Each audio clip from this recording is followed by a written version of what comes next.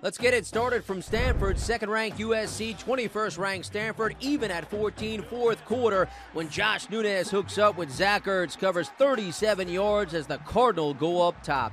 Their defense intercepted Matt Barkley a pair of times and also had a pair of late sacks to seal the W.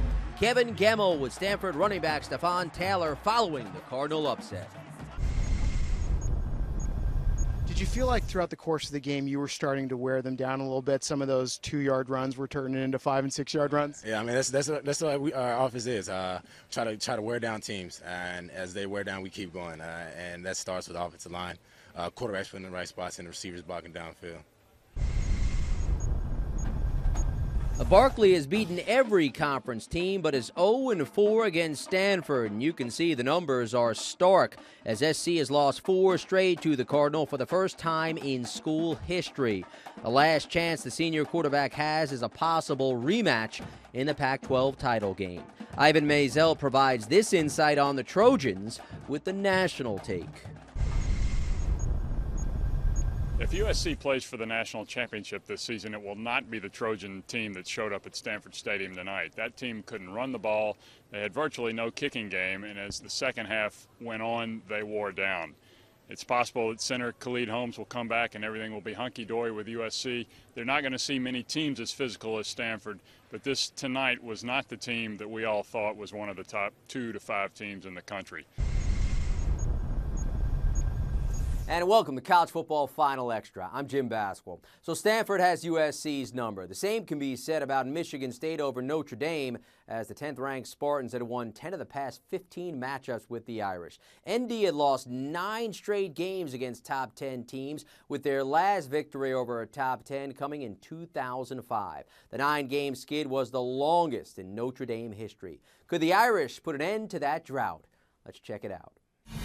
Everett Golson had a touchdown pass to get the Irish on the board. Second quarter, he does it with the feed as Notre Dame gets their first win versus top 10 since 2005. Matt Fortuna postgame with Gene Wojciechowski.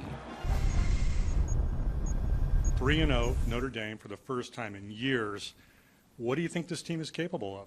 You know, USC lost today. I mean, Michigan hasn't looked that great. I mean, it's easy to let the mind wander a little bit. They have Michigan next week. I think they're a better team. I thought they were a better team last year. So they're going to get the Denard Robinson stigma out of their head, take care of business next week going into the bye.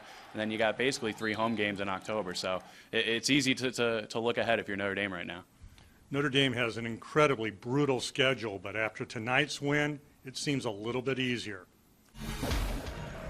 Florida and Tennessee from Knoxville, even at 20 in the third. Jeff Driscoll rolls out, finds Jordan Reed. Gators go up to stay. Mark Schleybaugh postgame with Gator Nation's Travis Haney. To win in the SEC, you've got to run the football, have to be able to stop the run, and the Gators certainly did that tonight. 2 straight second halves for Florida, just been really impressive. 2 plays turned the game, 1 intentional grounding. They have to go 3 and out. They had a chance to go up, maybe 2 scores there. Then Trey Burton, like you said, on the ground, 80 yards around the right side, flies the end zone. Nobody knew he had that kind of speed. That tied the game, but it felt like Florida was up 20 at that point. They won by 17 going away.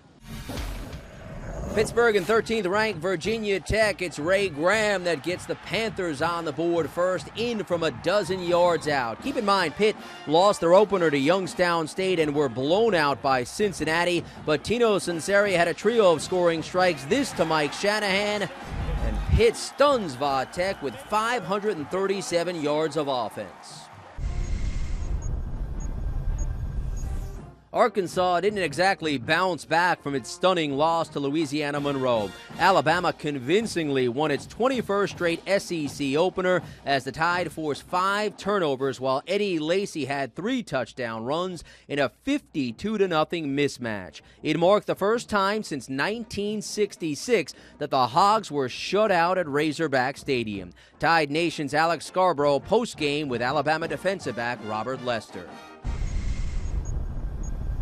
I think the lesson we learned today is to not get complacent by what we accomplished today, because there's a lot of great teams that we got to face. And, I mean, to come in and work as hard as we did today and come up with a W like this, I think it's great for us. You guys forced a number of turnovers today that really changed the complexion. Do you guys take pride in that? It was something you guys didn't really do a lot of last year.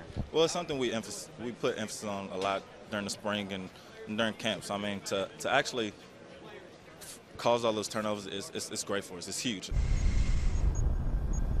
Bill O'Brien picked up his first win as Penn State head coach after Matt McGloin threw 4 touchdown passes, 3 of which went to Allen Robinson, and the Nittany Lions beat Navy 34-7. We mentioned Louisiana Monroe's upset of Arkansas, while the Warhawks were looking for 2 straight against the SEC, but Cody Parkey's 35-yard field goal lifted Auburn in overtime, 31-28. That'll do it for College Football Final Extra. We hope to have you back next week.